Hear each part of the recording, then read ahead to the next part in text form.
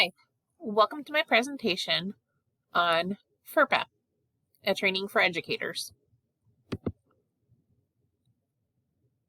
So FERPA stands for the Family Educational Rights and Privacy Act.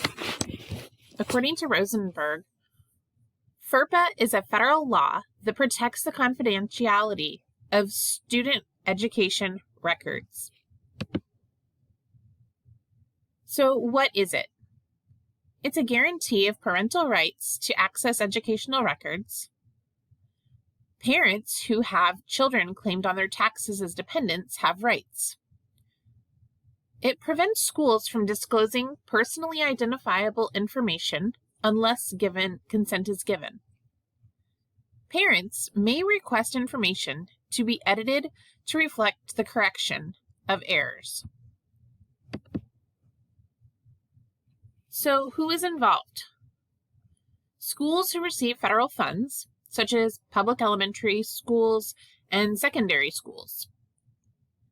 Colleges and universities, whether public or private, are included when students receive financial aid from the government. Private schools that do not receive federal funds are exempt. So, how to ensure compliance? iSight suggested some ways to ensure compliance. Raise awareness, confirm and know FERPA applies to you, know and understand components, choose vendors who are compliant. This includes third-party vendors, ensure employee training, implement procedures compliantly, use encrypted files, and utilize other compliance tools.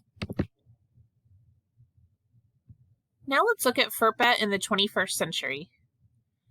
According to Cunningham 2019, as of September 2019, at least 10 school districts have been in the news for their own ransomware attacks, and the U.S. Department of Education reports that hundreds of educational data breaches occur annually. So this is one reason that we really need to be aware of FERPA and know and understand parental rights. So here are some FERPA issues related to law enforcement.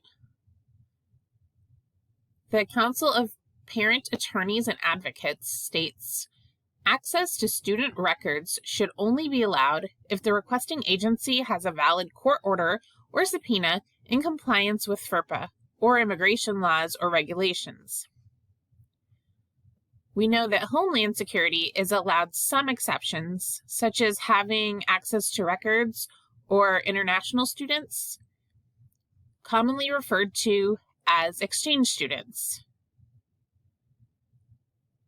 The Council of Parent Attorneys and Advocates also states, unless there is an issue concerning a student who has overstayed his or her visa, ICE would not be allowed to make inquiry of or seek access to an undocumented student's records.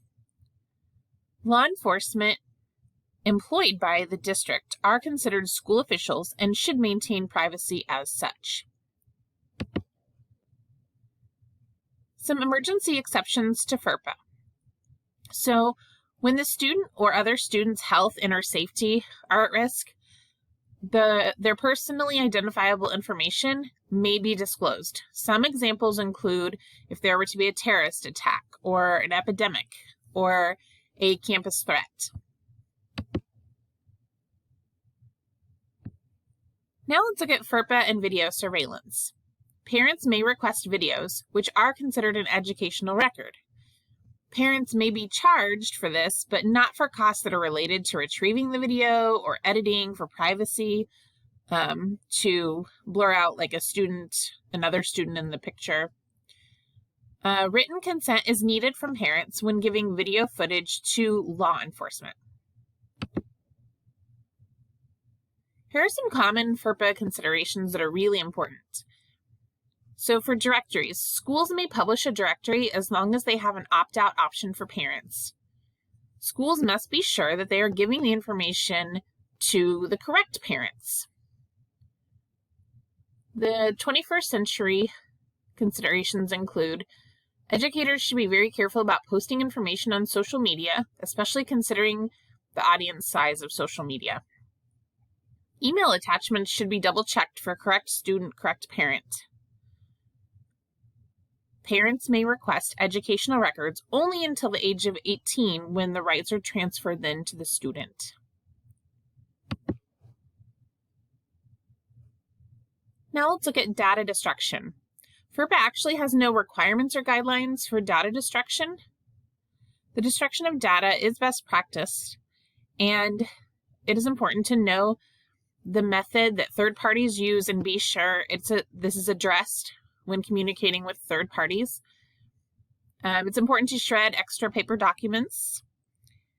You should ensure the deletion of extra computer data and create guidelines for school staff.